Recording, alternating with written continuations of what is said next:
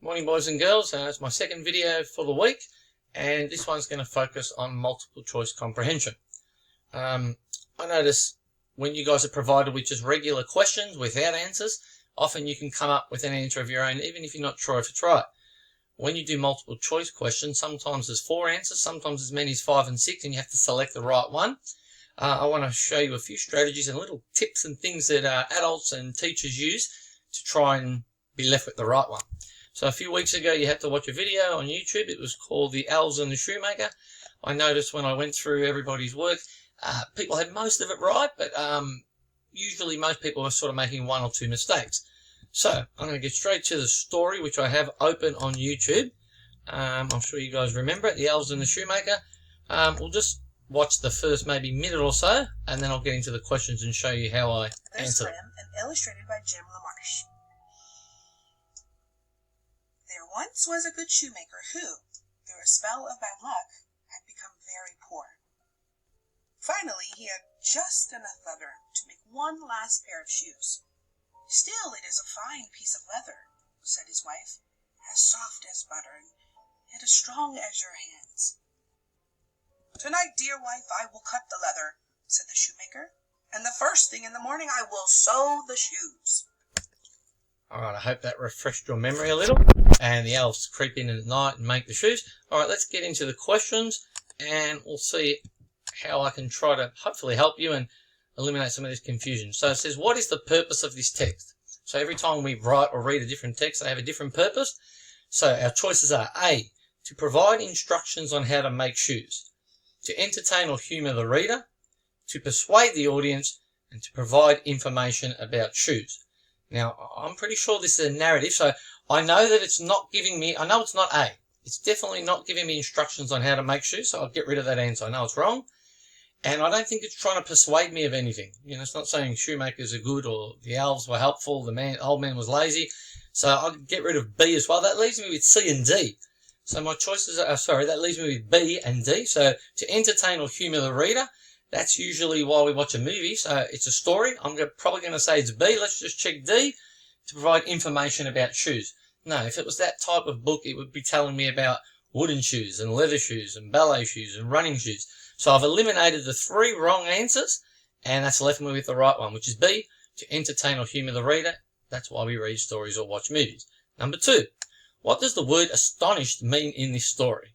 I'm going to read the answers, and if I have to, I'll go back to the story to have a bit of a look. When someone feels sad or upset, think about when you've heard that word being used. I've heard it in stories and movies.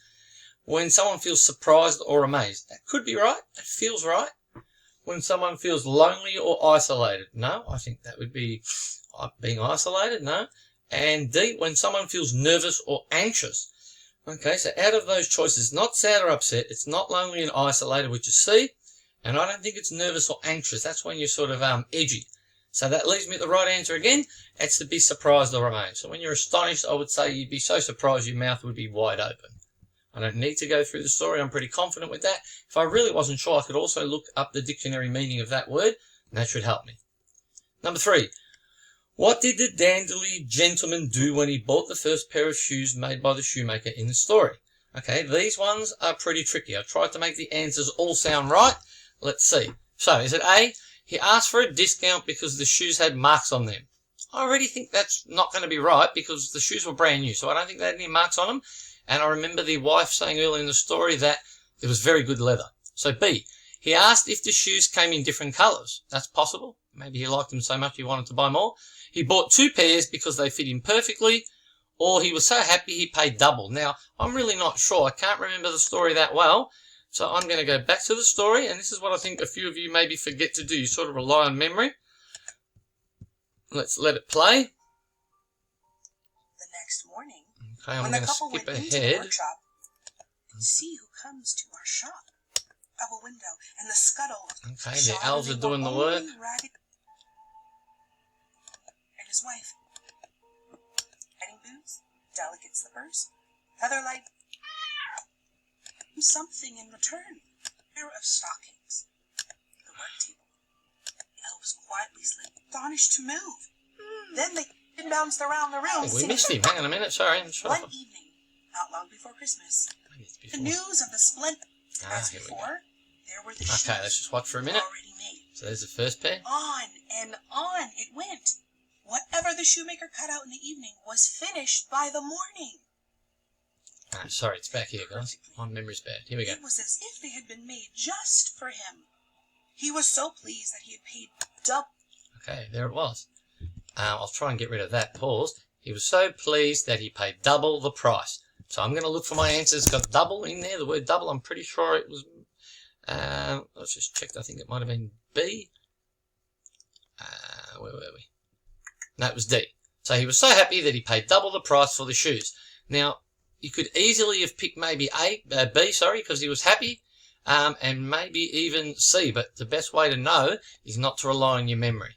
Number 4, how did the elves make the shoes?